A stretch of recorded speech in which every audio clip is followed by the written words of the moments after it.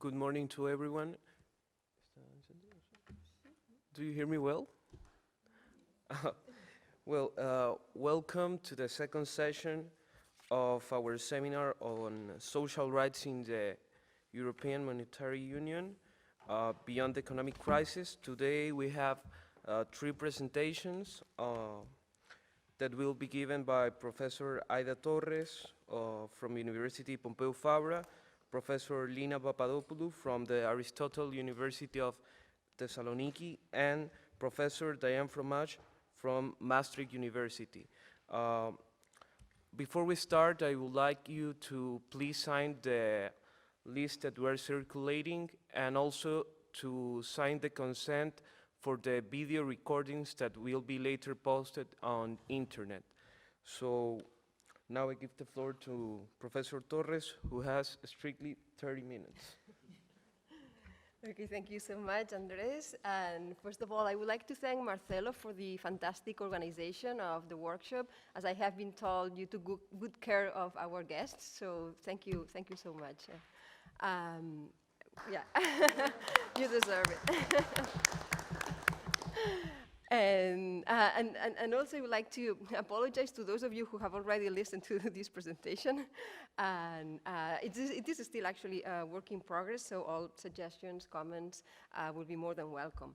So the goal of the presentation here is to examine the role of the Court of Justice in reviewing the measures enacted in the context of the economic crisis against the backdrop of the Charter, and more precisely, socioeconomic rights. So, as the Court of Justice has claimed, a judicial review is a key element of the rule of law.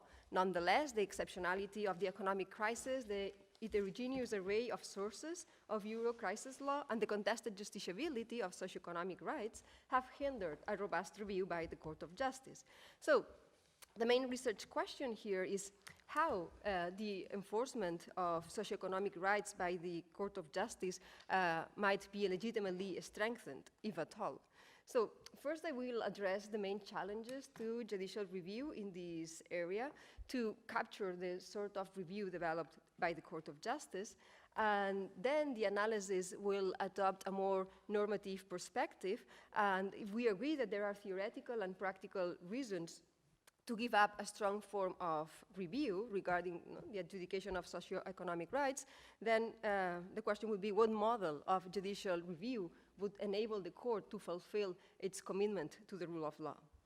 Well, so first let's start with the challenges. I think that the main challenges to judicial review in this field might be grouped into broad categories. First, the complex and diverse legal nature of EU crisis law, and then the justiciability of socioeconomic rights.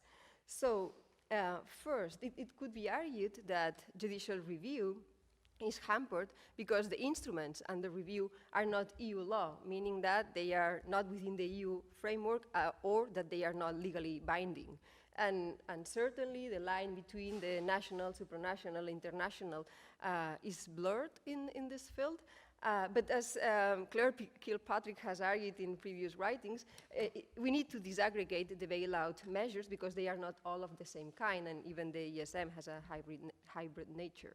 So also in this context, soft law mechanisms have proliferated, as we were discussing also yesterday, and the memoranda of understanding have become paramount, and as we know, they have a deep impact regarding social policy, social rights, and again, they are not all of the same kind. So in this context, how has the Court of Justice defined the boundaries of its own power of review? And this question involves two issues: the jurisdiction of the court on the one hand, and the scope of application of the Charter in terms of Article 51, paragraph 1. And I'm afraid that we actually discussed some of these cases yesterday, so I'll be brief. I'll be really brief here. Regarding the EU institutions, as we know, according to Article 51, paragraph 1, the Charter applies to them regardless of the sort of action that they develop. And actually, in Ledra, the Court of Justice confirmed that even when they are adopting a memorandum of understanding under the ESM, they are bound by the Charter.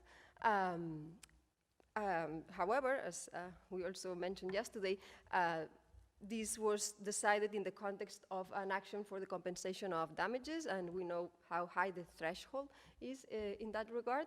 And at the same time, the court ruled on the inadmissibility of an action of annulment against the memorandum, as this was not an act of an institution of the Union.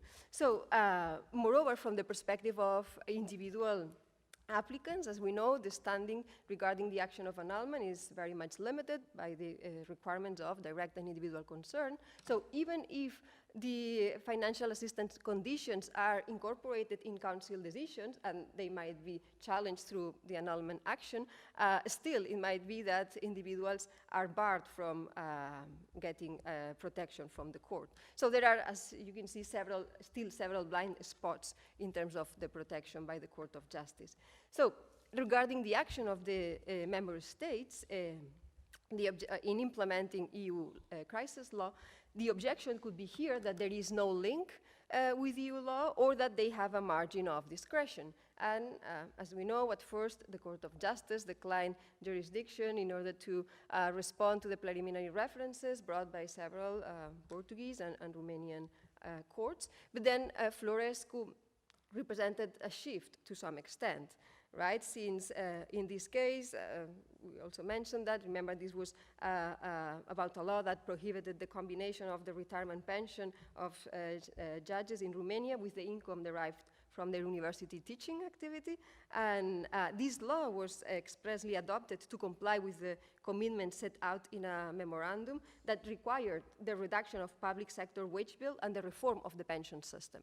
So in that case, explicitly, the court ruled that it had jurisdiction in order to interpret the MO in terms of the preliminary reference, as this was an act of the EU institutions, it claimed, and also regarding the application of the charter, it was actually very interesting to see how the court acknowledged that Romania had a margin of discretion in deciding the measures that were more likely to achieve the goals set out in the MOU, but that still that law had to be regarded as implementing EU law within the meaning of Article 51, paragraph 1. Then we have the two cases also mentioned yesterday, the Association of Portuguese Judges case that, again, involved a law that reduced the remuneration of judges of the Court of Auditors in Portugal. And although the link with EU law was not much specified in that case, the court did not question it and declared that, according to the information provided by the referring court, the salary reduction measures were adopted because of mandatory requirements linked to eliminating the excessive budget deficit and in the context of a new program of financial assistance to Portugal. In any event, the court did not decide on the application of the charter, but used Article 19, paragraph 1, and the principle of judicial independence to address that case. And actually, it's probably a decision addressed to Poland more than to the Portuguese judges, as also Claire mentioned yesterday. And then we have the Spanish case on also the reduction of salaries to judges, the Carlos Escribano case. And again, here the court followed very much the reasoning of the Association of Portuguese Judges case, also on the basis of Article 19, paragraph 1.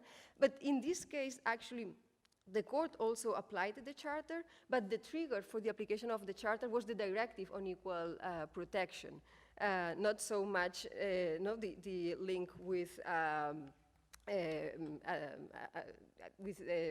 requirements regarding the reduction of excessive deficit.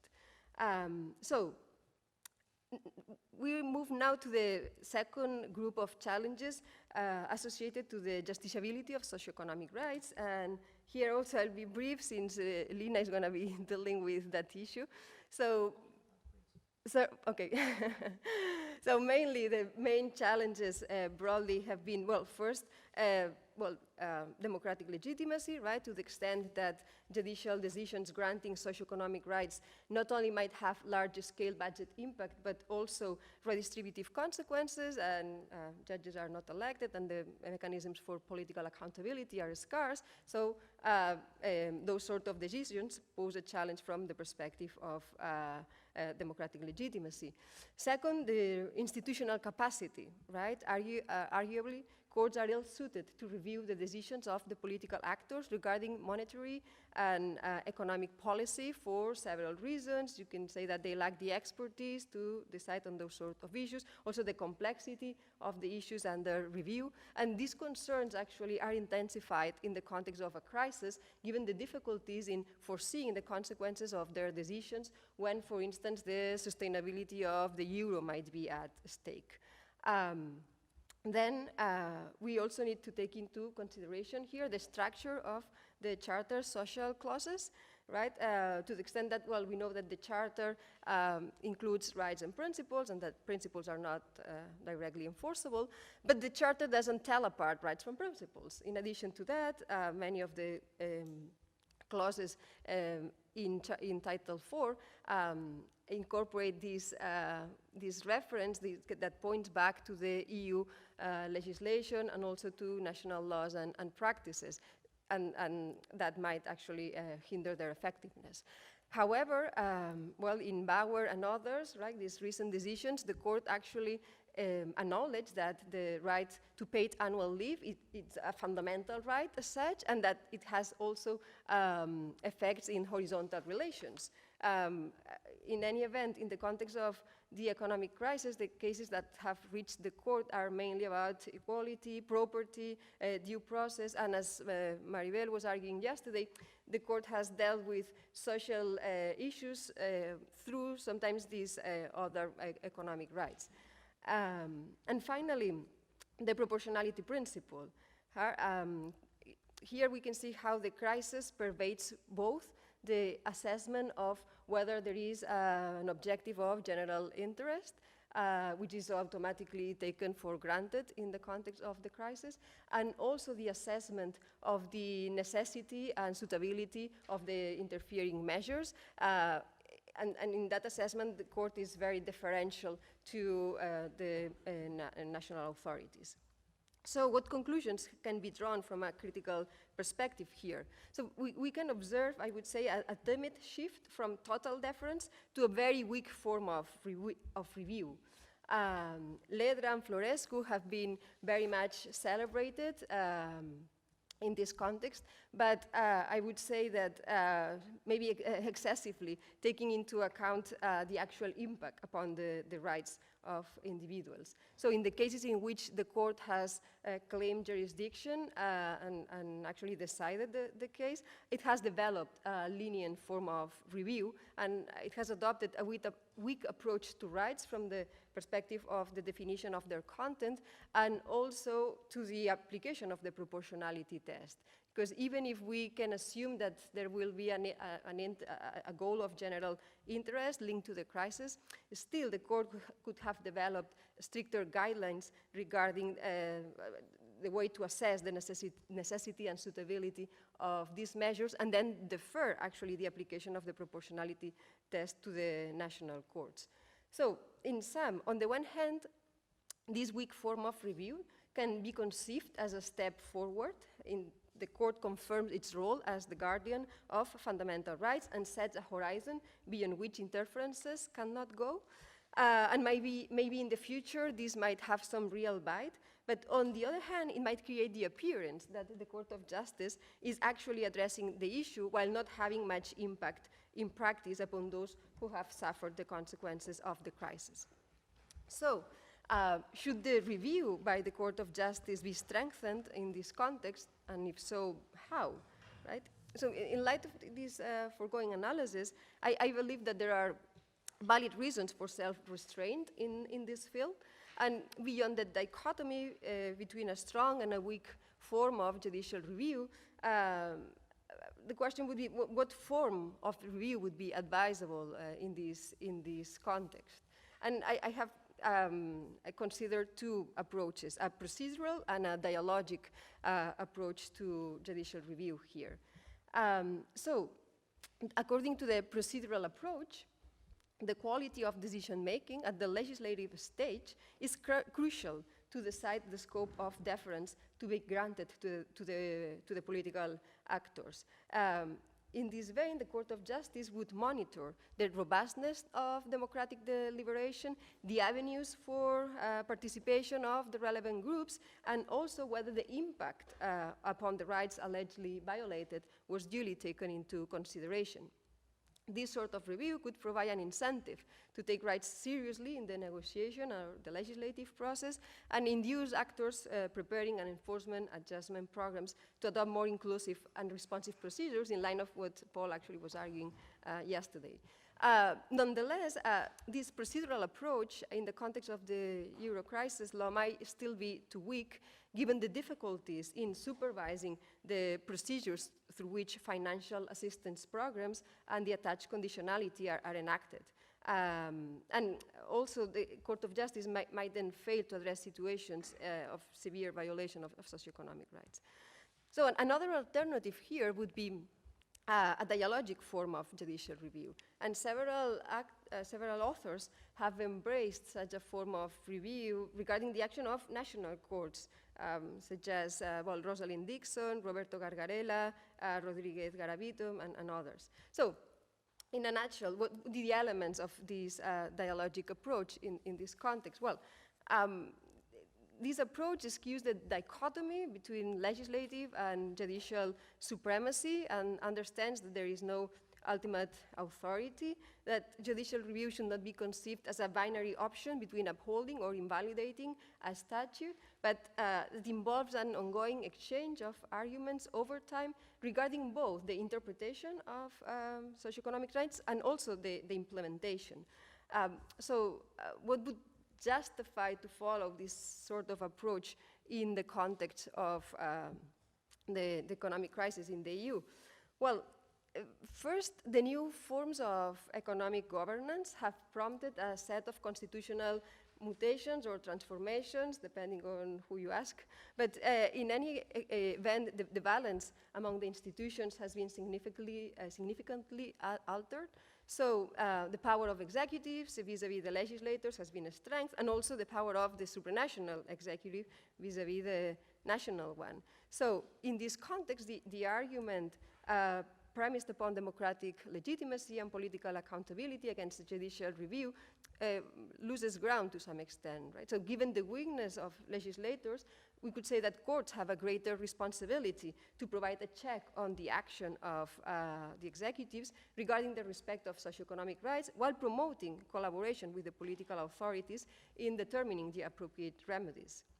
Also, secondly, a dialogic form of review might give voice to those unheard in the political process, and particularly those who do not have access to the process of decision-making through which financial assistance conditionality is set. Third, this form of review might enhance the position of national courts vis-a-vis national executives and legislators. So the court could offer guidance regarding the margin of discretion that national authorities have when implementing EU crisis law, and the review by the Court of Justice could actually empower national courts by deferring the application of the proportionality test while offering guidelines for a more strict review. And fourth, this approach might well enhance the effectiveness of judicial decisions in this area if we understand effectiveness as a broader notion than compliance, right? And here the effects would include, for instance, reframing the discussion in such a way that socioeconomic problems are conceived as issues about fundamental rights. So to conclude, this sort of dialogic form of review acknowledges that courts should stop short of a strong approach to judicial enforcement of socioeconomic rights, but also claims that have a greater capacity and responsibility than is advocated by the procedural model to counter political and structural blockages to the realization of socioeconomic rights. And in the end, this form of review might promote public deliberation in the search of collective solutions to the complex redistributive questions that underscore the adjudication of socioeconomic rights. So, well, thank you so much for your attention.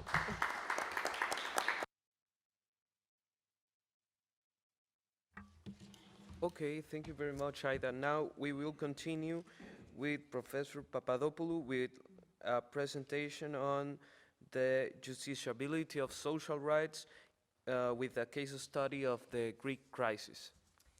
Okay.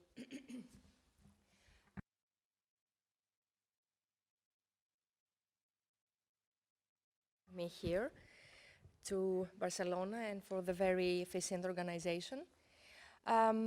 I will also try to be short for two reasons. Best because I think it's more important to have a discussion, and it is a rare opportunity, I would say, to be in such a good circle with colleagues who are more experienced than I me in the topic.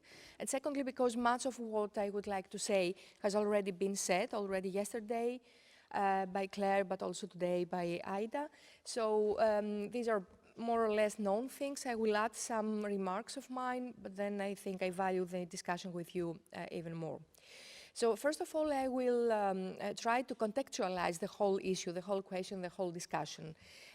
Professor Zommermann yesterday actually said something that, or reminded us of something that it is very important, what Böckenförde has said, that a lot that the law has to do with, or the state itself, actually depends on prerequisites, and we need to take account of those prerequisites before talking about the legal notions, because sometimes we lawyers tend to ignore the whole environment in which the discussion takes place.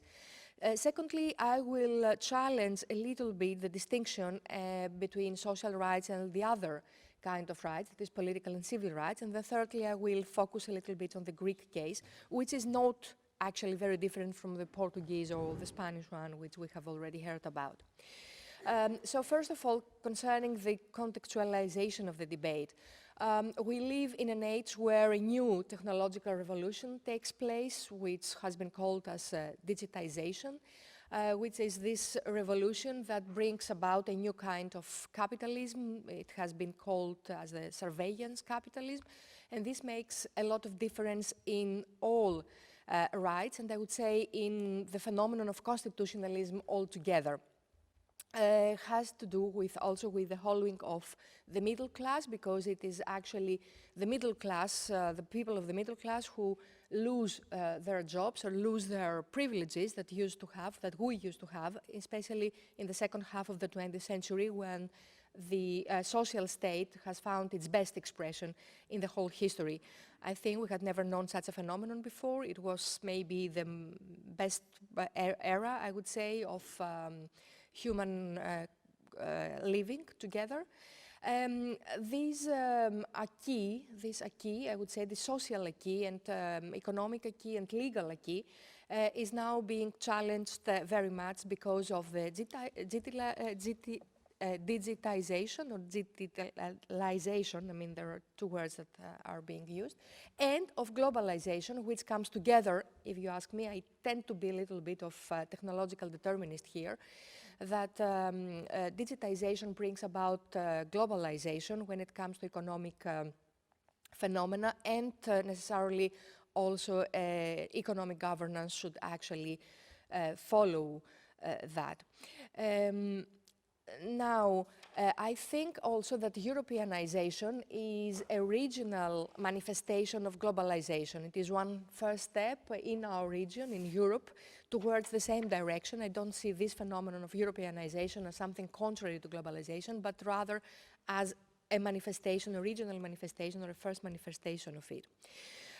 So actually, at that point, I would also like to challenge the title of the whole conference, which speaks about beyond the economic crisis. Well, I'm not so optimistic that we are beyond the economic crisis. I think the economic crisis, or what we call as a crisis, is not a crisis but a new era in which we are going to live in, and we cannot so easily escape from it. Yes, there is a counter example of Germany, for example, where the state is very rich and there's a lot of money, but actually this is an example that does not necessarily challenge what I have already said, but rather enhances the paradigm and maybe should lead us think whether or to what extent proposals like the ones also mentioned before, President Macron, for example, are going to be accepted positively by all the member states that are nowadays members of the Union. But I think this is not a crisis, this is a new paradigm, and our whole deliberation, our whole scientific research should actually focus on this new paradigm and not aiming or not hoping that it is only a crisis that is going to be overcome in the whole European Union or whole world. So if what I have already said has some holding, then the next step is what is happening to constitutionalism, and one part of constitutionalism or one manifestation of constitutionalism are human rights. If we speak about the state of human rights nowadays in this post-Westphalian era in which we live in, I think we need to acknowledge that there is some hollowing out of constitutionalism in the way we used to know it in the 20th century. And this has to do not only with social rights, but also with political and civil rights. If we speak about civil rights, I have already mentioned this new kind of capitalism, the surveillance capitalism, with all these instruments that we know. Well, instruments, I'm not sure they are instruments or whether they instrumentalize us. Let's think about Google or Facebook or all these social media to which we actually submit our own personality, our whole personality. So actually even privacy, which is the main civil right, maybe the most important right when one speaks about personal individual freedom and liberal word, is this dichotomy between private and public life, and this has been challenged through this digitization. And secondly, political rights. Aida has already mentioned this phenomenon where we used to know political rights as rights of vote or decide or taking part to decision-making in our own nation states. But as long as nation states, especially when we speak about the member state of the European Union is not a Westphalian, let's say, state in the way we used to know it. It's a different kind of state, and different kind of procedures take place within that state. So the political rights we used to know and we used to be very proud of are actually also being challenged. The well-known democratic deficit of the European Union has here its point, because we speak about all these memoranda of understanding, for example, all the programs concerning bailout, etc. Well, all these programs have been voted indeed by national parliaments, but to which extent did national parliaments really have a margin of appreciation? They could not change a thing. They were programs, take it or leave it. So they had, for example, if we go back to the Greek parliament, they had to vote within, let's say, 10 days, a program of 600 pages, and there has even been cases that parliamentarians confessed, and I'm sure the parliamentarian who confessed it was not the only one, that had not even read the whole program before voting upon it, much less the ordinary citizens. Or we in Greece, for example, we were asked through a referendum, which was a mockery. It was not a democratic process. We were asked whether we would like to sign the third memorandum or not. I'm sure that not more than 10 people all over the country had really read the programs before voting among them, which were written in English. And of course, the whole question, I mean, the whole referendum was, if you ask me, an undemocratic process, an anti-democratic process, a demagogical and populist process, and not a democratic one. So actually, in this era of post-national surveillance capitalism, I think that it is not only the social rights, but it is also civil and political rights that have been hollowed out by all these processes that make the whole context. So if we go back to social rights after what I have said, and as I said before, yes, I would like to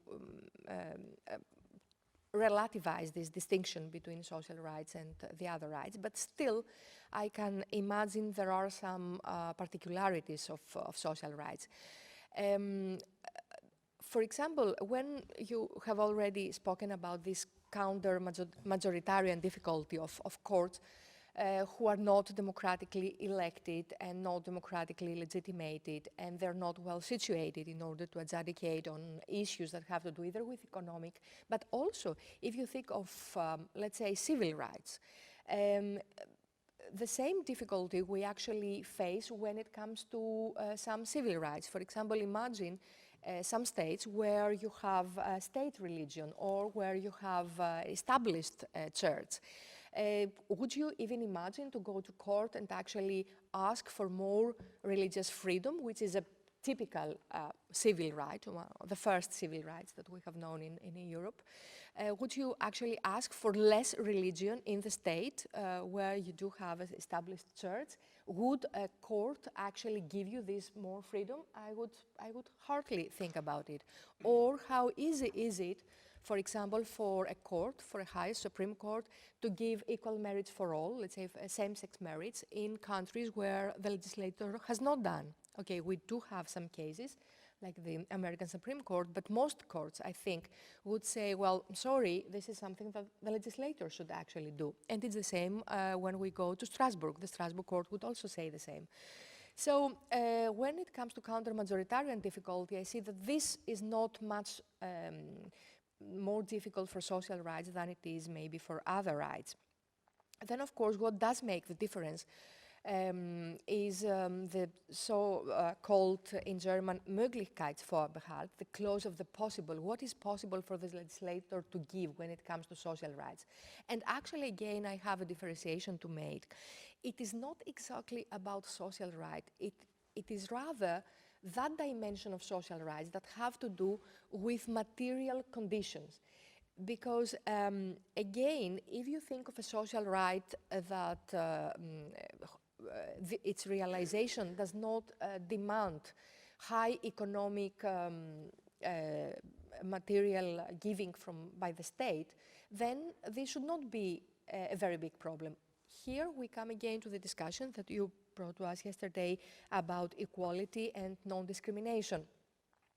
When equality and non-discrimination has to do with one single person or a small group of persons who are, let's say, excluded from a public service, let's say that the Roma children, for example, in a region or in a quarter are not being accepted to a public school, then it is very easy for the court, and we will accept and we will expect from the court to actually rule that these Roma children should be accepted into the public schooling. But it is not the same if somebody would ask for a public school to be built in their region.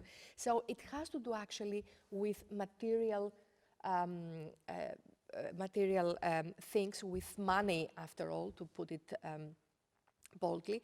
And in that perspective, I would say that sometimes also civil or even political rights may also have to do with material preconditions. For example, if we think security as a civil right, then we would demand, let's say, better police or better courts. Or if we go back to religious freedom, which is a civil right, as we know, if we expect from the state to pay for religious officers, then it is again a matter of material giving by the state to these religious communities. So actually, what does make the difference I would say, is not necessarily the distinction between civil and social rights, but rather what kind of obligations derive from the rights themselves. Now, having said that, of course, I recognize that most of social rights, or in many cases, social rights do bear demands by the courts and by the states that have to do with redistribution of resources. And this redistribution of resources is actually the most political issue, and here comes the counter-majoritarian difficulty that you mentioned, and all the other arguments that I'm not going to repeat about whether the non-democratically legitimated judge is well situated to resolve this issue. Now, after having set the whole framework, I will go back to the Greek cases and the question, how did courts react in the Greek scene, in the Greek framework? As in the other countries as well, there has been in the beginning a period of self-restriction of courts, where not only courts, but actually the whole Greek society was shocked and by the crisis.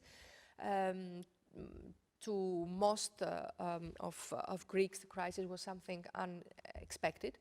There were only few that were actually, even beforehand, warned about what would come. But courts actually were respectful towards the legislator, not only, this is the ideological part of it, because the legislator is democratically legitimated, but also because they would not dare, I would say, this is judicial politics indeed, but they would not dare to jeopardize a program that could possibly take Greece away of a bankruptcy. Here we have a landmark decision of 2012 already, which had to do with the first memorandum of understanding, the first bailout program, and the court actually said, hands off. I accept that there is a very intensive, high and respectful public interest here, which is to avoid the fiscal crisis. And the Council of State, which is the Supreme Administrative Court, here a parenthesis, as you know, in Greece we do not have a constitutional court. The review of constitutionality actually belongs to all courts, so we also had some decisions of lower courts, of first and second degree courts, about all these measures. But the Council of State, the Supreme Administrative Court, actually functions, I would dare say, as a quasi-constitutional court, because there are some mechanisms that concentrate the judicial review of constitutionality to it, to the Council of State. So they signaled that we give some free space and free time to the legislator to decide in the way they think that it's the best way to decide. What we need to say here is actually that the crisis, the fiscal crisis in Greece, brought about a reversal of the previous methodology of how courts, including the Council of State, but also lower courts, used the equality principle in its manifestation as proportional or expansive equality. In the previous years, in the years of fake wealth, I would say, because it was based on loans which Greece was not able to pay back, the legal principle of expansive equality had been used in order to extend privileges to a lot of groups which were not, like in the example I gave before, a small group excluded by a very generic regulation, which would be okay, I think, but the methodology was actually even that small groups or bigger groups claimed demanded by the courts, and the courts were generous in many cases, for privileges that had been given also to small groups, which does make a difference. It is different when all the school pupils, let's say, have access to free schooling, and then you have a small group, let's say Roma or refugee children or immigrant children, who are not accepted. And it is another thing if, let's say, one ministry gives a special payment to its civil servants, and then other civil servants from other ministries come and demand by the courts the same extra payment. And this was actually the basic methodological account of expansive equality that had been used by courts before in a very generous way. So this has been reversed after the crisis. But if you ask me, I don't necessarily think that this is a bad thing to happen. I am, legally speaking or dogmatically speaking, if we can speak in that way, I'm not convinced that the previous methodology of using expansive equality was actually, dogmatically speaking, the right one. So in this first period, we only had some exceptional judgments that did accept some social rights as very crucial. For example, we had a decision of the Council of State, 1972 of 2012. This had to do with a disruption of electricity provision in cases of non-payment of newly then introduced a real estate tax. So the court said, yes, the state, of course, can introduce a tax, a real estate tax, but you cannot have as a consequence, you cannot impose as a consequence of non-payment the disruption of electricity provision, because electricity is something very necessary for all the households, and some people need it more, etc. So in this first period, we don't have a lot of judgments. And then we have a second period when the Council of State has become a little more activist. And I have to say that also there have been many decisions, many judgments by lower courts, by first degree administrative courts, who have recognized the unconstitutionality of measures that had to do with cuttings in pensions and in salaries. Nevertheless, most of them, and I think this is crucial to mention, had to do with the so-called hard core of the state, which are army and police forces, judges as everywhere, and then academics were also considered to be something special. There is, as a matter of fact, a decision which still stands isolated within the whole context of the case law of the Greek courts, which is the 2287 of 2015, with more far-reaching effects, because it had to do with all horizontal cuttings of salaries and pensions based on the second Memorandum of Understanding. In these cases, the Council of State has taken abstance from its first period legislation, case law. It still recognized the fiscal interest of the state as of public interest, but still it demanded by the state to give more reasons to base its decisions in reports that would actually prove why these measures would be the suitable ones in order to solve the issue, in order to prevent fiscal derailment. Nevertheless, still there is all these concerns that we have talked about. I mean, to which extent can the judges actually substitute the legislator, who is not only democratically legitimated, but maybe from a knowledge point of view, maybe more situated, well situated, to resolve such kind of of contradictions, because as I said before, it always has to do when you make a redistribution of wealth in a way or another, it has to do with political decisions, but also it has to do with some technocratic reports, etc. And then the case, of course, is, if we speak about technocracy, I think the most crucial issue here, which we tend to disregard, is not whether courts can actually substitute the legislator, but whether technocrats actually substitute the legislator. And I think that the most crucial democratic problem in this whole context, as I have already mentioned before, is to which extent we do have a democratic control, not necessarily and at first stage a judicial control, but firstly a democratic control.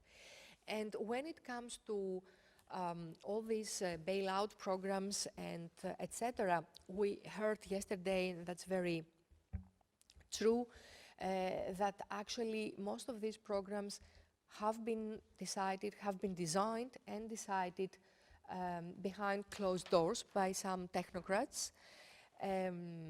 Martin Laughlin talks about the new effort aid.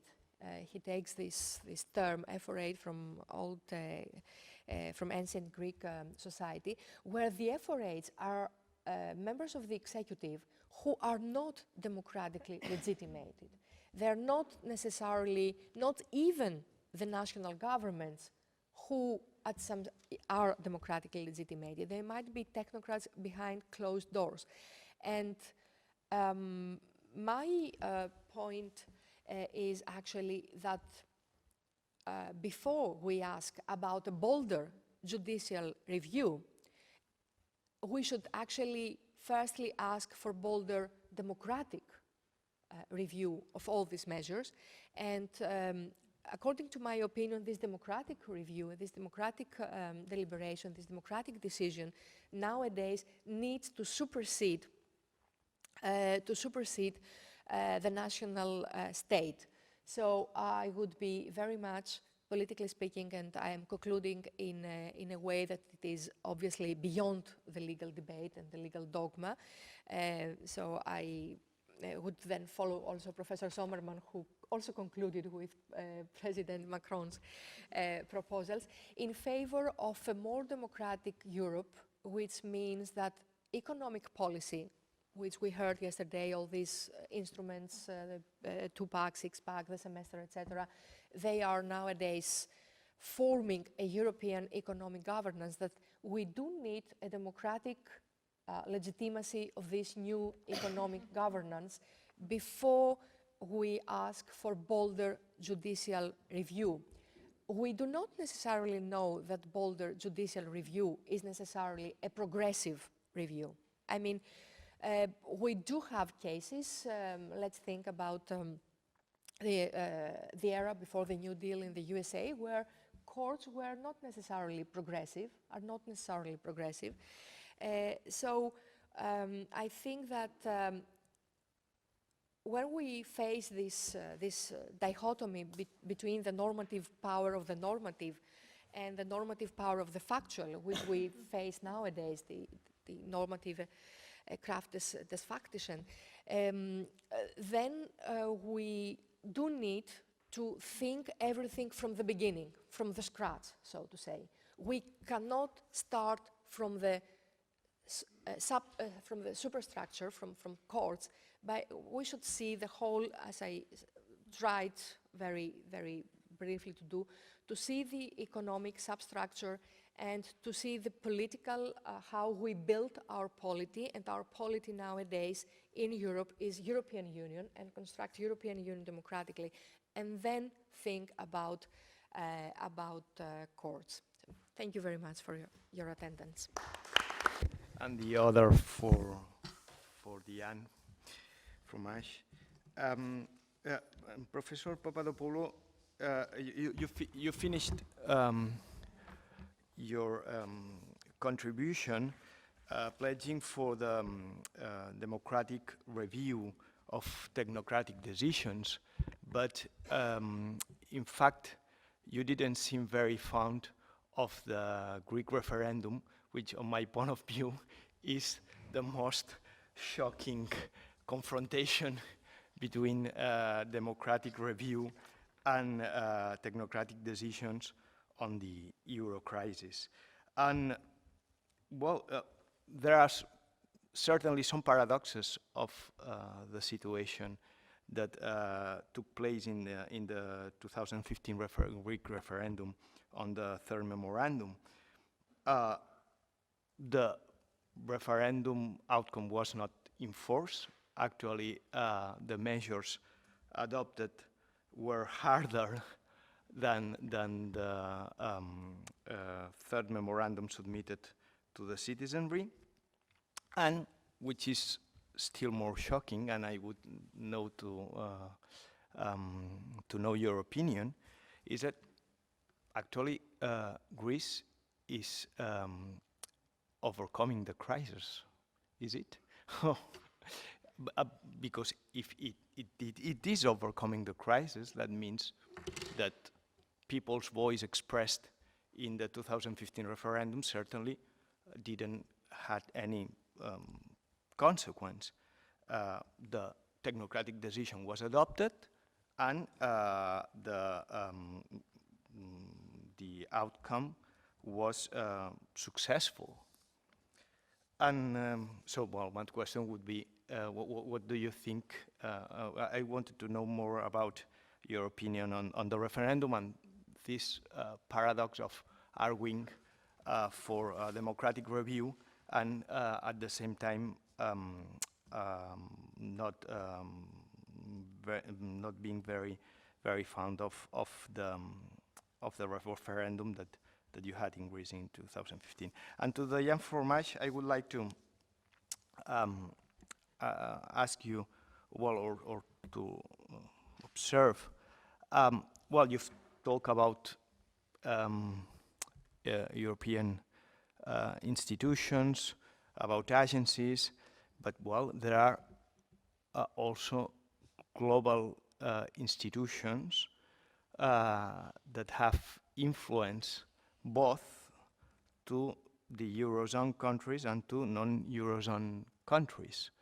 For instance, the International Monetary Fund. And I would like you to know, to ask you, what do you think of the role of such global institutions in the European monetary policy, whether in Euro members or non-Euro members? Thank you.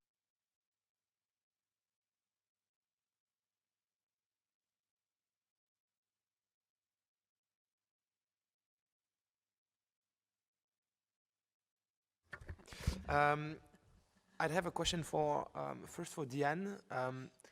So you seem to be wanting to introduce a certain dose of differentiation within the Commission itself. So you seem pretty skeptical of the long-term sustainability of this fiction that the Commission is supranational in nature, defending the general interest. But I mean, something which has been there since the Commission was created.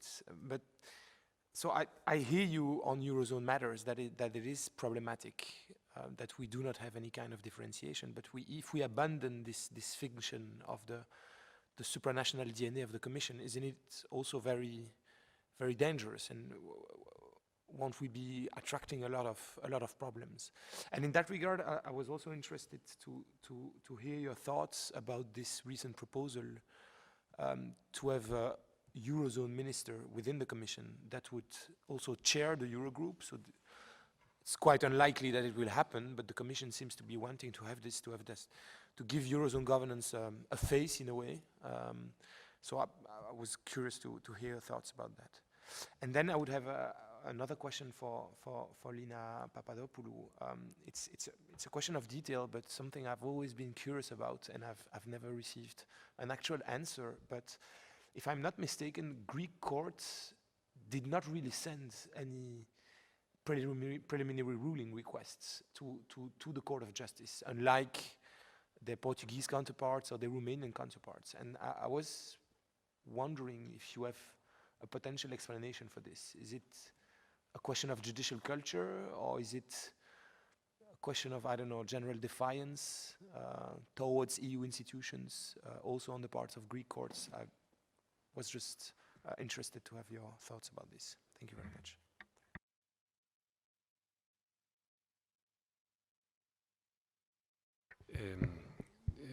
2 points. Aida, Torres, you spoke about the review. What are the possibility of courts to control the implementation of social rights? I just want to hint, which might be perhaps from a comparative point of view interesting, on a judgment of the German Constitutional Court of 9 of February 2010 on the subsistence minimum, which should be in accordance with human dignity. And in this judgment, what was very interesting, the court did not enter in the substantive limit, saying this is only in evident cases this can play a role. But the court, I think very soundly, tried to get in a procedural control. So saying are taken into account all the necessary elements to measure the subsistence control. For example, it said eine realitätsgerechte. That means, is this calculation which has been made by the legislator, was it really linked to realistic figures and so on? So then you see that you have now a more qualified procedure in order to elaborate what must be subsistence minimum. I think this is a way at least to make the legislator more having this social rights assessment impact, as we said yesterday. So procedural approach. Then I think today were raised very fundamental questions. And Lina Papadopoulou, I think your subject on democratization, I think this is one of our key questions of today, how to maintain democracy under very increasing complexity of situations. We have very complex decisions to make. And for example, there was a politician, a leader of a German political party who said recently, oh, there are people that are interested in climate change, leave it to the experts. This is not something. If we start by this, we may ask whether democracy still is possible in our times. And I also recall the politicist Brennan of the United States, Princeton, I think he comes, and he said against democracy, he was really, we are now discussing very fundamental things. He said these decisions have to be made to a certain group of persons who are better informed. And I don't know, he want to check even population who can participate then in elections or not. So we have completely new discussions nowadays, and what you say that the population, the people should vote on something which was impossible really to need and to take care, this shows that democracy becomes more formalistic and not substantive, and I agree completely with you. This is a very big danger in many fields. And the questions also how parliaments can improve the situation. Of course, they have to leave much more technical and technocratic questions to the executive power and concentrate a bit on the fundamental issues. But I think we really have to think about it. How can we also have, again, European solidarity and sticking to values if we do not really show that democracy can work in the European context.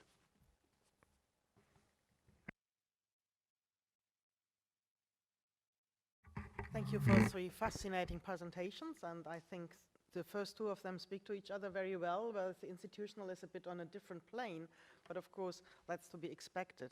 So I have comments, questions, to everything.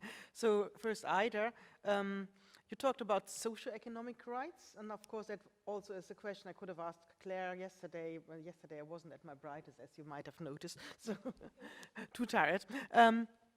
And so the notion of socio-economic rights is of course relevant for international human rights law. I'm wondering how far it tallies with the internal integration logic of the European Union project. Because in the European Union we have economic rights which are related to economic freedoms and competition law. We might even have rights related to the EMU complex, but that's something which still needs to be developed.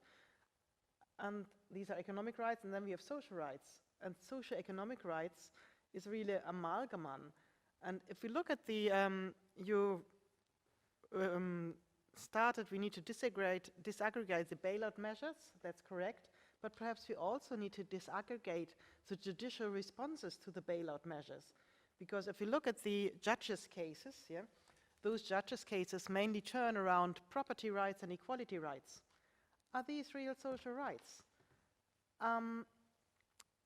You've mentioned the social subsistence case law of the German Constitutional Court. And of course, when it comes to minimum existence, then property rights are very much social rights. When it comes to access to housing, property rights are also social rights. But protecting the income of relatively privileged sections of the population, are these real social rights? It's also interesting that these judges' cases are grasped upon by the clientele in our academic colleagues who talk about the rule of law and who promote the reassertions of liberal rights to be the most important rights. So that's quite interesting. Now, of course, you couldn't really discuss ECJ judgments on real social rights in relation to the crisis, because those who are the poor who become destitute via the bailout mechanisms do not go to court, and much less they reach the European Court of Justice. So you didn't have any judgments to discuss from that clientele, but that's something which perhaps is interesting to observe. When you talked about the Florescu judgment, you said, well, it's fastly praised and there's a weak proportionality test. How so? Can I tempt you a bit to expand on that? And you also said that the new forms of economic governance have prompted a new constitutional era. Can I prompt you on that to be a bit more specific? And what's the newness there? That would be also important to bring out in the paper, I think. So Lina, this is a very fascinating presentation. You took some of the lines I've put in the questions, and I had the questions before. My neighbor can witness that, yes. I didn't write them after listening to your presentation, because you said, well, actually the crisis measures have mainly affected the middle class. I'm not so sure whether they have mainly affected the middle class, because those who were poor have become destitute. There's a rise of prostitution in Greece, which is, of course, of those women who have nowhere to go, yeah? And so I think it's also the poor who were affected, but for the middle class, being affected by those crisis measures was a new experience. And that's what created the outrage which we find in the court. So in your presentation, you quite rightly stressed the Gleichursprünglichkeit. I've seen that Linguet translates that to equiprimordiality. Wow, I've never known that word, which means it's the same source of civil and social and political rights. And you also stress that both civil rights and political rights create real budget issues. And if you have to protect the civil rights of those who are prosperous, with the state budget, the same state budget can't be spent in social rights of those who are not yet that prosperous. So that's quite important. And then you went to how should rights be justiciable. You turned to the legitimacy test first put by Eli, the minority protection, said, well, this isn't a real test. But can I prompt you, this isn't the best way to legitimize constitutional review. But can I prompt you, what is the best way to legitimize constitutional review? Because you surely have that in your paper, but you haven't told us yet, so that's quite interesting. Now, you concluded that the democratic legitimacy of the economic government should have priority over judicial review. Is that right? So, but I was wondering, what is the space then for judicial review?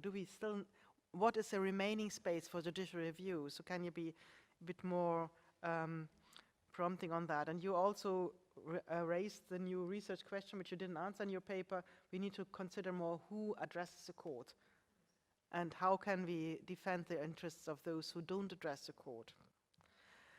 Now with Diane's, a totally different paper, yeah. So of course, you focus on the issue of the Eurozone, and however, the separate Eurozone in the treaties is a temporary phenomenon, because in reality, except for Denmark, which has an opt-out, and the UK, which is, well, we can disregard it, I have to say, every member state has to join the Eurozone, which of course means, so Sweden skillfully circumvents. I'm not so sure whether Poland is already ripe for the Eurozone, although on the Maastricht criteria they are, but I think they are correctly circumventing accession, because if you think they would go in the Eurozone, I'm not sure whether this would work economically. So what I was trying to say, well, all these extra Eurozone institutions will always be excluding some of the states which grow into the Eurozone. Just imagine the European Parliament at the beginning of the legislature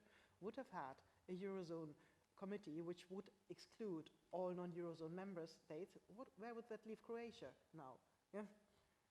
And that dynamic will always be there, so that's a problem. With Paul, we say we want a Eurozone minister in the Commission. How does this relate to Moscovici's department?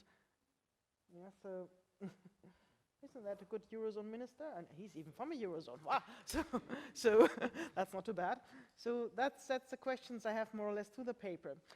What I find interesting is the way of how do we accommodate future differentiation. Yeah? And future differentiation, we will have European integration outside the European Union, because the UK isn't going away. They're not moving to Asia, I think. So we will have this low-value competitor outside the EU, which will aggressively attack the internal market. So we have to deal with that. We will have, if we have special differentiation regimes, perhaps there is time to have specific institutions for those, for the Schengen area, for example, which I always advise the Irish government to join, but they don't listen. So that's one thing. And so the adapting the institutions to differentiation is a good idea, but I'm not so sure whether starting with the Eurozone is the best of ideas, because the Eurozone is meant to be all-encompassing. So that's my comments, questions. Sorry about this. I think we may start with some answers and then we gather back some questions. Please. Sure. Yeah, well, thank you so much for your points and questions here. Regarding the procedural approach, actually, when I started working on this issue, I was working along those lines. Since taking a substantive approach in this field can be quite controversial for the reasons that, for instance, also Lina was talking about, then this procedural approach that has actually been developed at the level of the European Court of Human Rights also could be a way to approach these issues. However, I feel that it might not be the most suitable to the extent that, as we were also saying before, these financial assistance conditions are decided in very obscure processes. So if we apply a procedural approach, actually all those decisions should be struck down, right? So that's why I was thinking, well, if that's the outcome, maybe that's not the best way to approach judicial review in this area, and then move towards a more dialogical approach that also is concerned about democratic legitimacy, and actually is trying to promote that sort of response by the legislator and the executive, the political actors involved in the processes of decision making here. And then regarding the issue, Dagmar, you put several questions here. The socioeconomic rights, it's true that here we are talking about both of them all together, because as Maribel was actually arguing yesterday, these cases that have a social dimension involved in the crisis have been approached by the court more from an economic or an economic rights perspective, let's say the consumer protections or property, or so this has been a way in which the court has been able to talk about those issues. Still, I think that there is more room for maneuver, to the extent that even there are limits to social rights in the Charter, as I was mentioning before, in terms of well, whether the rights or principles or these references back to the national or EU legislation, that still they might have more bite, and this Bauer case has shown how the court might be willing actually to recognize those as like social rights, as fundamental rights, and even give them effect in horizontal relations. But here, as actually you were also saying, there is an issue regarding access, right? That we see how privileged groups are the ones that actually have access and then get their cases to the Court of Justice. But it's true that here, once the case gets to the Court of Justice, it's difficult to promote broader participation given the limits regarding third-party intervention or the possibility for NGOs to participate at that level. So it's at the national level then that we should identify why the cases that concern the most vulnerable are not actually reaching out. And it's true that actually yesterday we also were talking about the cases on housing issues here in Spain, and it's true that there were like several NGOs that were very active at the local level, and that promoted also the knowledge about the decisions coming from the Court of Justice. They were very active actually in disseminating those decisions, even providing for forms that could be used in order to, to encourage courts to refer their questions to the Court of Justice. But for sure, there is an issue of access that should be taken into consideration here. So regarding Florescu and the way that the proportionality test worked there, so my point here is that when the court has actually applied the proportionality test, it almost takes for granted that there is an objective of general interest broadly understood, and in Florescu specifically, it referred to the goal of rationalizing public spending in an exceptional context of global financial and economic crisis. So it's very broadly formulated, right? That works for everything, like for all these cases. So that on the one hand, and actually we might agree that there are goals of general interest when these austerity measures are taken, then the issue becomes how to apply a more strict analysis of the suitability and necessity of the measures that have been adopted. And again, in Florescu, the Court of Justice explicitly afforded a broad discretion to the political institutions in the member states in deciding what sort of measures were able to fulfill the goals set out in the memorandum. So in the end, the court is explicitly affording those, that broad margin of appreciation to the political national authorities. So my point was here, well, following a more dialogic approach, the court could actually defer the application of the proportionality test to the national courts and empower national courts vis-a-vis the political institutions at the national level by offering some guidelines for a more stricter application of the proportionality test, but leaving the decision about the final outcome to the national courts. And then regarding the impact of the new economic governance on the constitutionalism at the EU level, I was referring to like this broad literature that refers on how new economic governance has had an impact in terms of, some would say, transformations or mutations, or so there are like several ways in which this has been presented in terms of, well, outsourcing, right, the responses and looking for formulas that are outside EU law, or how this has had an impact on the balance between the institutions, both between, as I was saying, legislative and executives, and also institutions from the perspective of the national and the supranational level. And my main point there was about then, given this institutional imbalance that has empowered executives, that then we could argue then for a greater responsibility of courts to check their action when the legislator here has been downplayed. So I was arguing from that perspective, right? Like, given these imbalances, then we would have reasons to claim for the intervention of courts. And I think that's more or less it, I hope. Okay. Professor Hector Lopez, thank you very much for your question. The 2015 referendum is one of my favorite topics. Why is it one of my favorite topics? The mainstream opinion, or the prevailing opinion between constitutional lawyers in Greece, is actually the one against referendums altogether. Most of them think that referendums are demagogical instruments in the hands of demagogues and populist instruments, so they're against.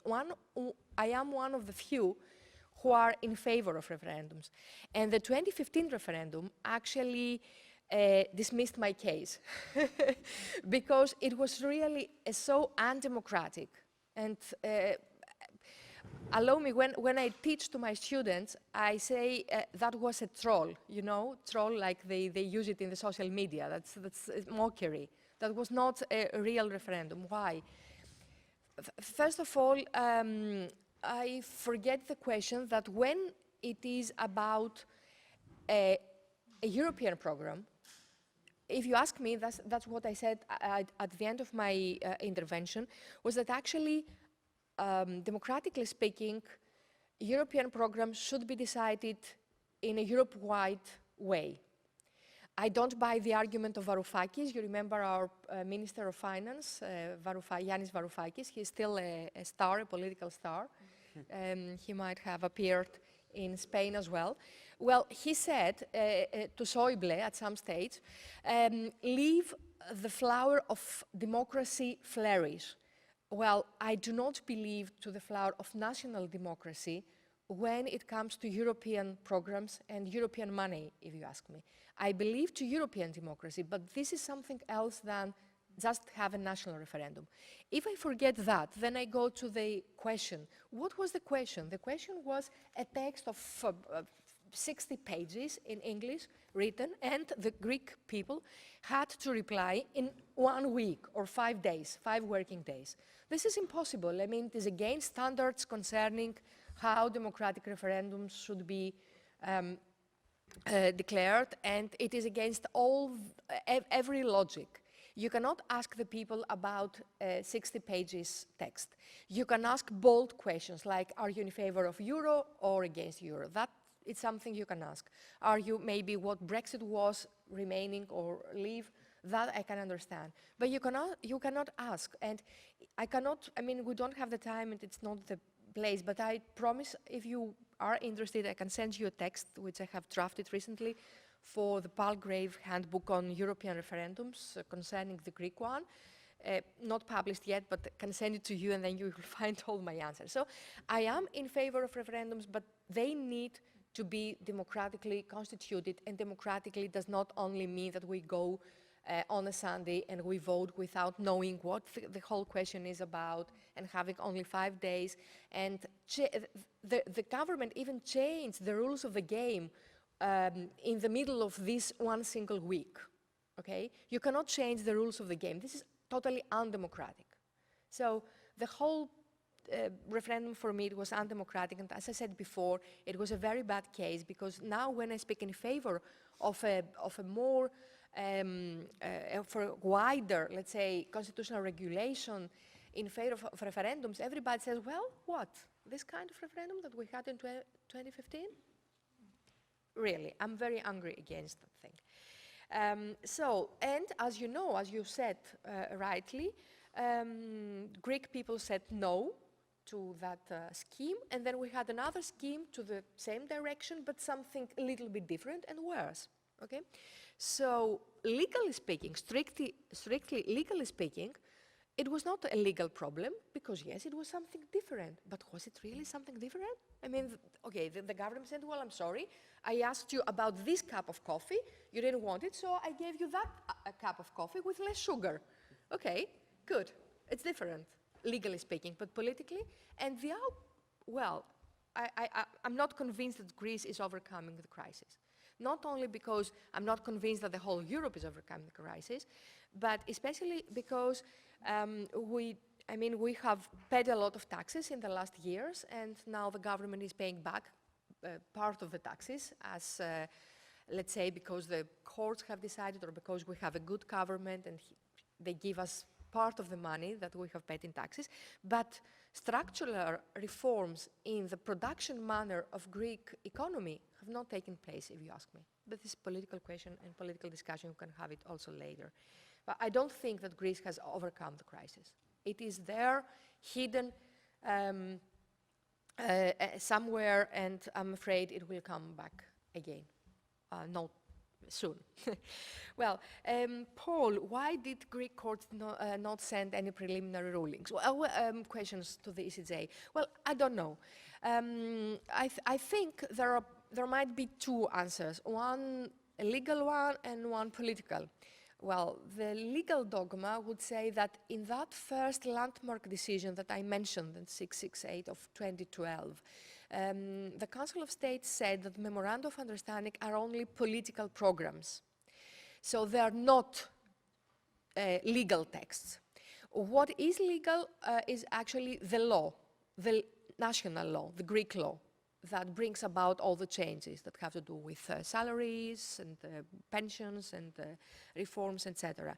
So I think, legally speaking, they were in a way trapped in that kind of legal reasoning, which they took in their first decision, that memorandum of understanding and all these bailout programs are not legal texts, they're political texts, they only politically oblige the government, and the legal laws are national laws. The second political, I mean from point of view of political, judicial politics, let's say, I think they did not want to prolong very much the decision on those cases, because the whole issue in Greece was very politicized during all these years. Maybe only after Syriza came to power, things are not very politicized anymore, because everybody nowadays is pro-memorandum. I mean, we don't have the opposition of Syriza, which we had until 2015. But until then, until 2015, everything was very politicized. I mean, all the political decisions taken by the first government, by the socialist government, and the second memorandum by the more conservative, but we had a grosse coalition, as you know, a coalition between socialists and the Conservative Party, which came into power. They were very politicized, and the whole thing was actually delaying the whole process of what to do, okay? And I think there might be, I don't know, I'm not sure, I said I don't know, but maybe if you look at judicial politics, maybe the court did not want to delay the whole process of realizing the first and second memorandum, okay? So this is, I don't have a better explanation. I will, okay. Now, Professor Zommermann, well, you raised very interesting and very important points. I cannot but agree with them. There wasn't a question to me, I think. But so, yes, I think that's very important. And I think that your presentation was totally in line with mine. If I had another half an hour, that is what I would have said, okay? It is exactly, I mean, you started exactly at the point where I stopped. Because, yes, the issue is about democratizing Eurozone, and as I said before, we need to build a democratic procedure in the whole Eurozone and in the whole European Union, and I am myself in favor of differentiated integration.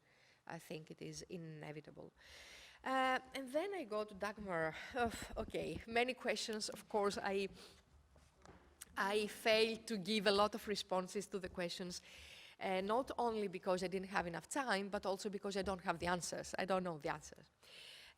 Now, when I refer to middle class, I did not refer especially to the bailout programs, which were applied in Greece or elsewhere, rather to this digitization process which takes place all over the world, because of technology, and it takes, I mean, the experts say that it takes more working places from middle class than from unexperienced, because they say that computers are very easy to do more difficult jobs than, than, let's say, to bring you water or to work manually. But coming back to Greece and bailout programs and the crisis, the fiscal crisis and everything, in Greece we had a huge middle class, not only upper middle class, but also lower middle class. And those people who became poor, they did belong to lower middle class. They were not working class only. Yes, some people of working class, yes, they're poor nowadays because there are no construction works, etc. But for example, if you go to the farmers, they're not poorer than they used to be. I mean, they did lose, but not that much as the lower middle class or even the middle class, okay? So I'm afraid that when you speak about prostitution, etc., this had to do with the abolition of payments to poor people, but also abolition of payments to people who did belong to middle class, to lower middle class. Then you asked me what is the best way to legitimize constitutional review. Okay, this is an essay in its own. Very briefly, my point of view is the following. I think that when you see the constitutional edifice, the constitutional democracy, you have the democratically elected legislator, and you have the courts, political and judicial power. So, talking about separation of powers, I think that the legislator is there mainly or primarily to promote what the majority wants, because legislator is there elected by the majority, and courts are there primarily, not only, but primarily ideal in this ideal typus, an ideal type of constitutional democracy, to prevent majority from becoming an autarky, okay? So I think courts are very well situated to promote the rights of minority groups. Like I said in my example, when one single person or a minority group is excluded from access to either freedom, equal freedom, or public services, courts are well situated to say, yes, you Roma kids, you need to have access on the same terms like everybody else. You should not be excluded. And to that extent, I am in favor of liberal judicial activism, in favor of minorities and in favor of single persons which are outlawed because of the decisions of the majority. In this way of thinking and in this construction of constitutional democracy, courts are not well situated to promote the general public interest of the majority, because it's the legislator there to act for the majority. That's my constitutional design of how constitutional democracy works. That because the question is always, when should the judge be activist and when should the judge be self-restrained, okay? And my answer to that very fundamental question is the judge should be activist when it comes to minorities and single persons, individual complaints, but could not bring about a change, a political change in a very bold issue that concerns all the people of the state, so to say. Then you have democracy there in order to resolve those kind of issues. This is my theory of constitutional. Excuse me? It's Eli.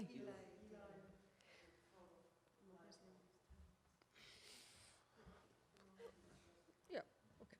And I think then you asked me who addresses the court.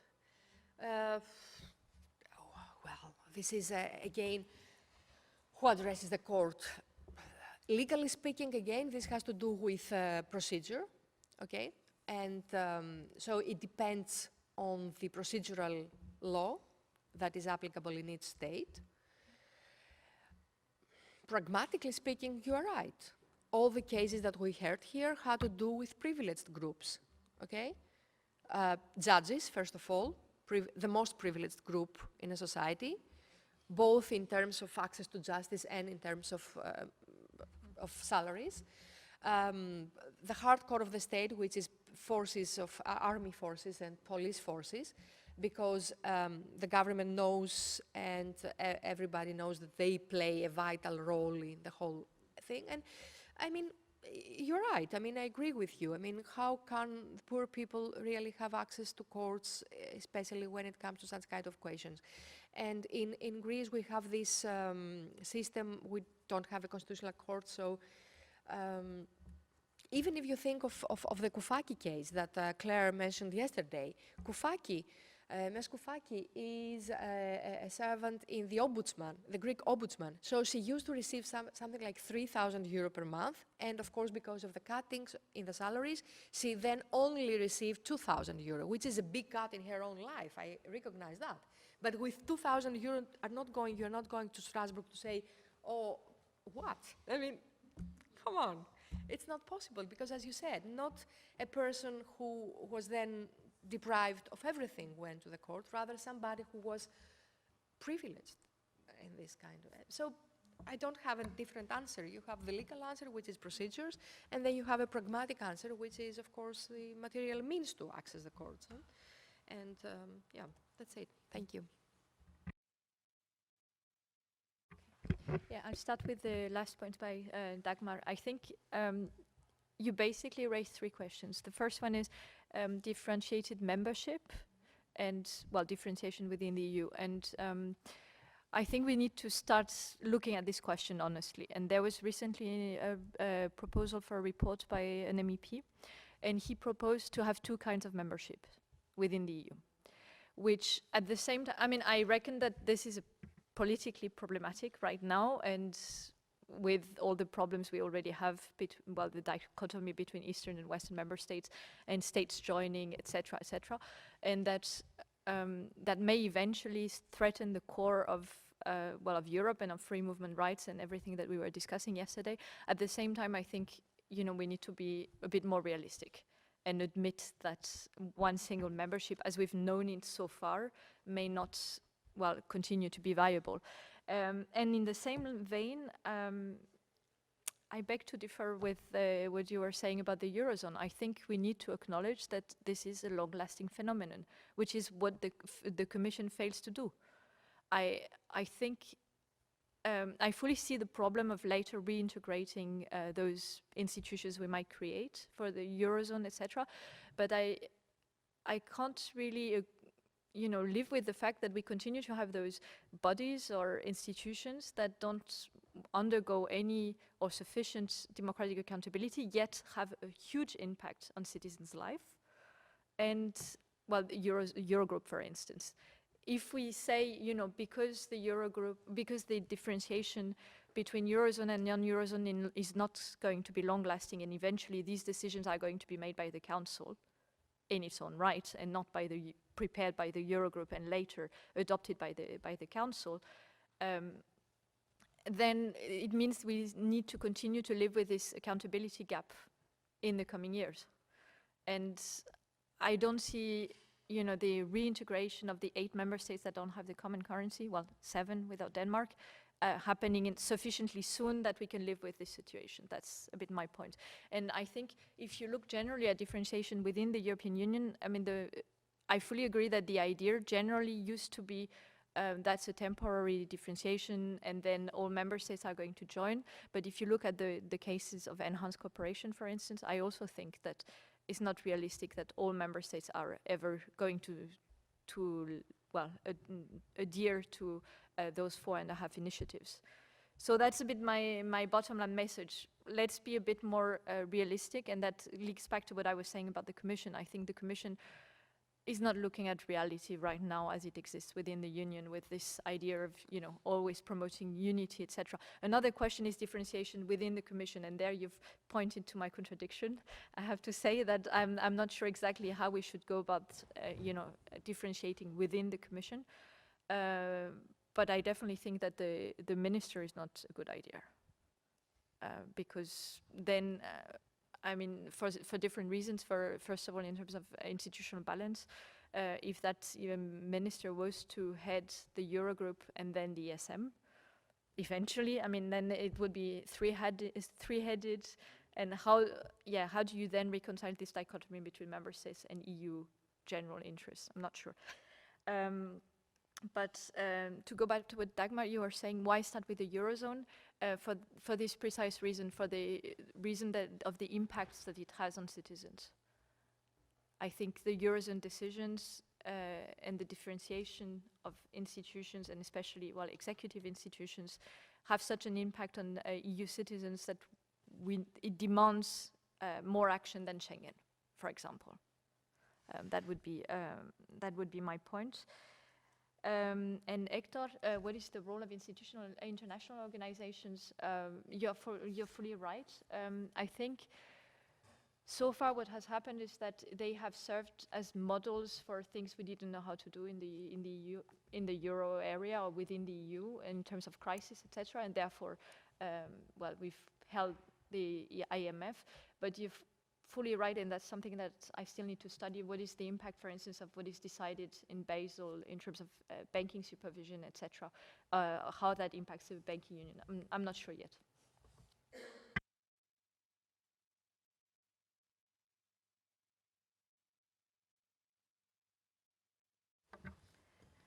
Hi everyone, I'm so happy to be here and have the amazing opportunity to listen and learn many things from you. I have two questions. One to Professor Papadopoulou, and the other one to Professor Fromage. So the first one is in line with the question that has already done by Professor Zimmerman and Professor Chick, and it's about you. Sorry, my pronunciation of your last name, it was horrible, I know.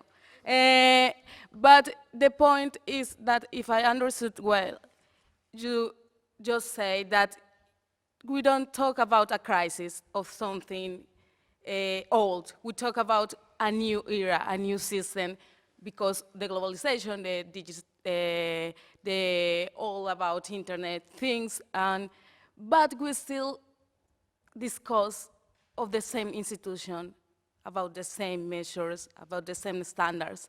So I don't really understand so well if we talk about a new system, you say the solutions will be more space for the majority to decide in this new era, in this new system. One of the new measure maybe is return to this conception of Greek, of Athens, agora, understable of majority decision, that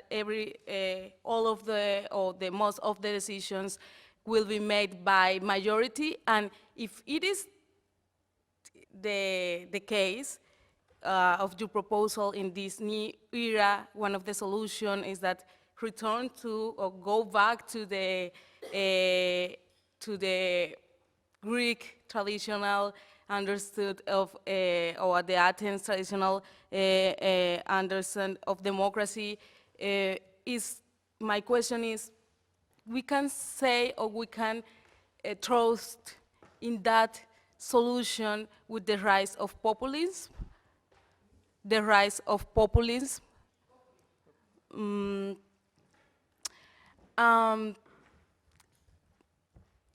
And also, for example, we should afraid of the judicial activism when we can review the cases, for example, of Latin America or South Africa, where the judicial activism is an answer, an institutional answer to all the mistake made by the majority of because the majority decide wrong.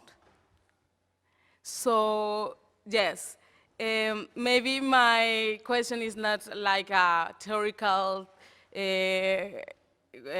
like a wisdom theoretical, but in fact, the judicial activism, the judicial review is an answer of all the fake, the wrong decision by majority, and not just respect of my minority, because you say, well, I agree that about relating minority rights, you don't propose that the majority decide in that topic. But even in topics regarding the most of the people, we can trust in democracy nowadays. No, my question is that. And the question to Professor Fromage is about the Stability and Growth Pact. And how is nowadays the implementation nowadays? And maybe do you agree with the nowadays implementation? I'm just thinking about the last cases, the last case of Italy and this disagreement between Italian parliament and the, but is that real dialogue, or is an imposition, or is a no place for the national parliaments to approve budgets? I would like so much to know your opinion about it and about the implementation, that if you agree with the difference between how is implement the stability programs regarding the Eurozone countries and the convergence programs regarding the non-Eurozone countries. That's it. Any other question, please? Hello. Question to Professor Papadopoulos. I was wondering about what you said, that for two reasons you said that the process of the referendum of the Greek people was anti-democratic. The first one I found it more problematic in the sense that you said matters of supranational of European Union should not be discussed within the national. Yeah, should not be decided. But so I was wondering if there is a people of European people that could be sovereign against the Greek people. So now I'm thinking about this radical democracy of MOVE, for example, that was who influenced Varoufakis. Because we can say that there is a Greek people, like essentially Greek people or a kind of Greek people, but I don't know, I'm not sure if we could say that there is a European people already built. So I don't know if the Greek constitution oblige the people to respect the European Union, or it's because the treaties that oblige the Greek people. But I don't think it would be a problem of democracy, but a problem of legality. So for me, like when you said that it was undemocratic because of that reason, I found it kind of problematic in the notion of democracy that you are based upon.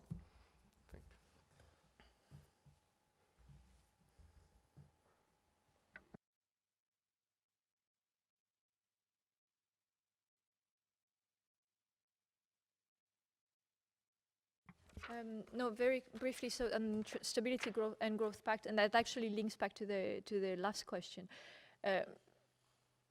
I think, I mean, as long as we are in a common currency area, you cannot just have one member state decide and do whatever they want. I mean, even if the parliament is democratizing this, and this is, well, that's your last point. Sorry, I'm already answering a bit the question, but I think, I mean, whatever is going to be decided by Italy now, and or has been decided by Italy will have an impact on the rest of the Eurozone. And therefore, you cannot just live in isolation. And then it's another matter as to how the Stability and Growth Pact has been implemented in practice, and how, whether the 3% and the 60% really do make sense, or whether they were just things that were put in there. That's another question, but I think the Commission was fully right to push Italy, and arguably Italy is on the verge of a crisis right now because of its banking sector. So no matter how democratic the decision making may be, you can just not overlook it, and the same applies, I think, to Greece. And even if you don't have a European people, we're all in the same boat. So you cannot ignore this. I fully agree with you that some of the decisions were first discussed in the Bundestag and then later in Greece, etc. So the way it has been implemented may not have been right, but in the essence of it does not change anything to the global quality of the matter. Okay. Well. First of all, no, I do not propose to go back to ancient Greek democracy. Ancient Greek democracy was a direct democracy, but only for few people, excluding slaves, women, etc. So obviously not. And it was an illiberal democracy, okay? This is not a model. Illiberal democracy is being proposed nowadays by right-wing parties. Some of them are populists, or, it's a long discussion whether right-wing parties should be framed as populist or not, anyway, but it's not what I propose. I am in favor of constitutionalism, of modern constitutionalism, which is liberal and democratic, okay? Concerning populism, that's a very, very interesting topic and very long discussion. And it has to do with the question on referendum as well that you posed. So what is populism? Populism says to us there are two groups in the society. Okay? The main dichotomy in the society is that there are two groups, the good people and the bad elites. Okay? So we are in favor of the good people and not with the bad elites. And this was actually the model that was instrumentalized by the Tsipras government when they declared the referendum, okay? They said, we would like to leave the good people speak as against to the bad elites who are not only the national elites, but mainly the supranational elites, the Germans, the Brussels governance, etc. And I say that, and I combine your questions, because I said that this was a populist referendum. Firstly, what is democratic? Democratic is when the people who are affected by the decision have the saying, okay? Well, if I ask you for money, and I say, but I will be the only responsible because I'm a sovereign individual. Yes, I am. If I want to decide now if I go to Miro Museum or not, then I'm an individual who is sovereign. But if I ask you to give me money to go to the Miro Museum, you don't have a saying on that? I will decide on my own. Could the Greek people decide on their own? Yes, we want the loans, but without conditionality, without the imposition of measures. Maybe the measures were bad. Okay, some of them were very bad, indeed. In the first, second, and third memorandum, even more. I totally agree with that. Some measures were good, some measures were bad. But this was a case of the Greek people to decide which measures are good and which are bad, and then tell that the people of Lithuania or of Letland or from Portugal, yes, you have to give us money now, but with these conditions that we agree on and those conditions which we do not agree on. Is that possible? I mean, is that democratic? That I decide over your pocket? I don't think so. I really don't think so. That was concerning the question. And whether you have European people to decide upon on that, how do you build the people? Okay, that's another essay, another presentation. Well, I buy the theory that says that the people is not the organic notion of the people, okay? The people is not there because they speak the same language, they have the same religion, they dance the same dances, and they eat the same food, okay? I'm totally against that. I buy the theory which speaks about the political notion of the people. And the political notion of the people means that if you have the political rights and the political procedures that make up a people, then you have a people. So if you had, you don't have it nowadays, so I'm in favor of European democracy in another ways that it is today, okay?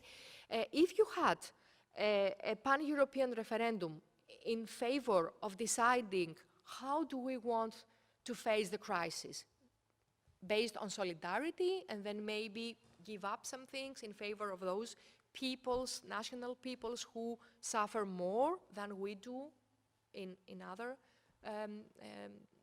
corners of the region, then yes, let's have it. But then we should decide, and then we would have become a people, yes. If we had such kind of referendum, we would have become a European people, not because we speak the same language, but because we would have decided in that way, and we would have a political construction of the people, of the European people. And this is voluntaristic, of course it is, but the making of a state, I mean, we are in Catalonia, and they want to become an independent state, are we not? Let's not start the discussion. No, but I mean, you can always find differences between different parts of one single people, but then again, you can find the political notion of the people, and this is a voluntaristic process anyway, and it concerns all the peoples: the Greek people, the Spanish people, the Belgian people, the German people, etc. I mean, and of course, when you ask me about can we trust democracy? Yes, my answer is yes. Because trusting democracy is trusting ourselves. And this is the prerequisite, the intellectual prerequisite, not only for procedural democracy, but also for substantive democracy, which is also rights, individual, political, and social rights. I mean, I can't see democracy as a liberal democracy. For me, a liberal democracy is not a democracy anymore. Okay, so of course I trust democracy, which, as a constitutional democracy, includes rights. It's another thing to talk about the separation of powers and come back to the theory I said before, but that's another thing. But of course I trust, and we should trust democracy. We don't have another way to go, I would say.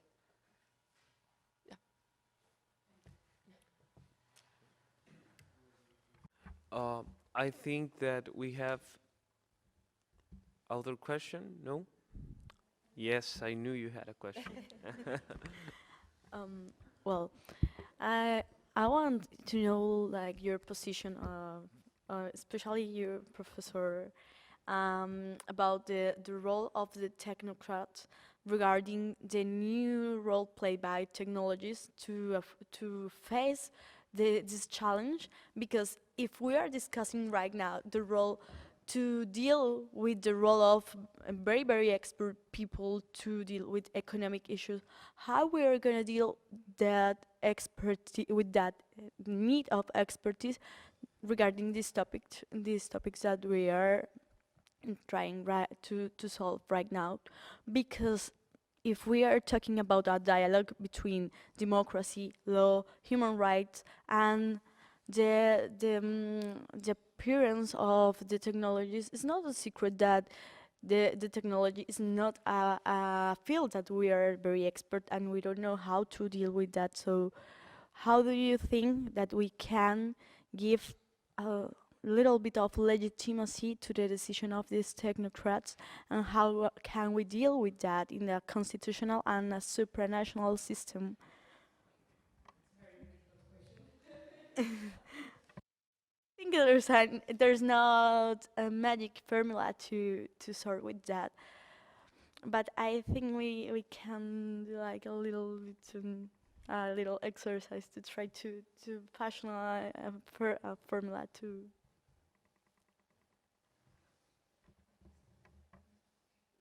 Or I don't know, what do you think holding the table? I think it is impossible for me to answer this question, and it deserves another conference maybe.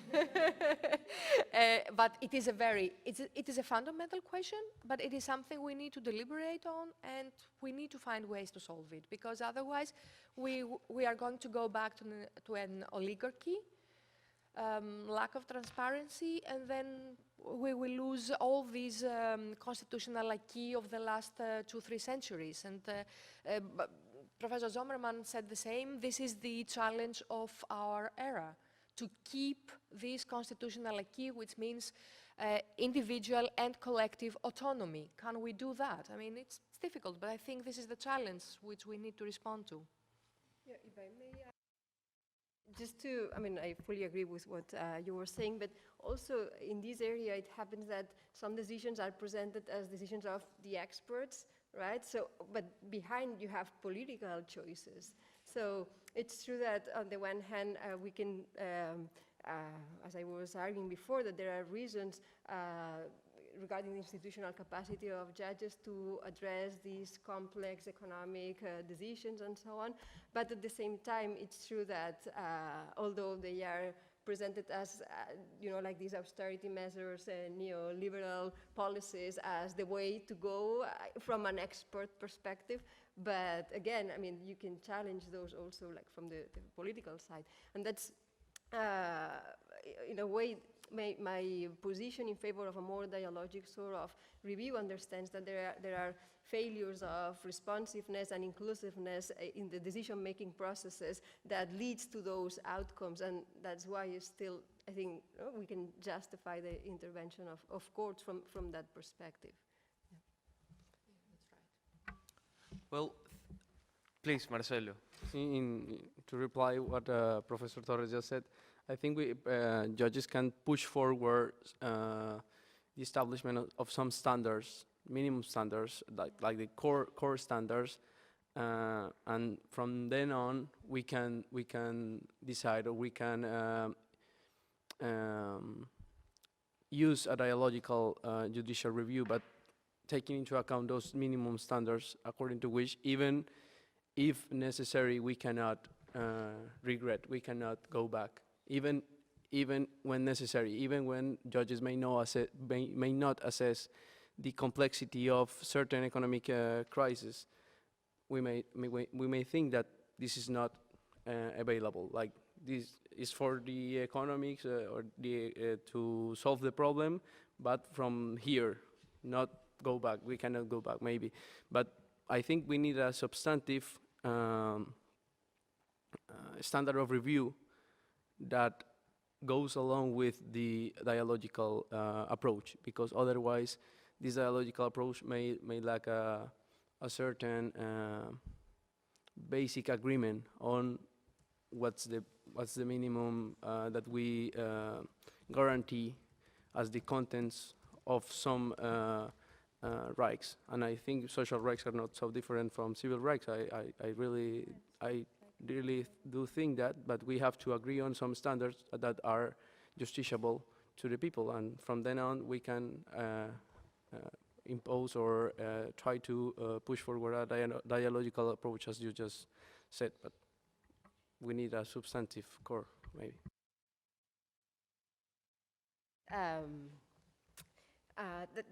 That's a fair criticism towards dialogical approaches. I mean, I'm not sure they are necessarily contradictory, but the question is how you reach the decision about what's the minimum standard and who should decide about that. And then the first would be for the legislator from the perspective of democratic legitimacy. But when, as I was saying, these processes of decision-making fail for different reasons, and fail in the sense of not including the claims by certain groups, or not being responsive to the most vulnerable groups.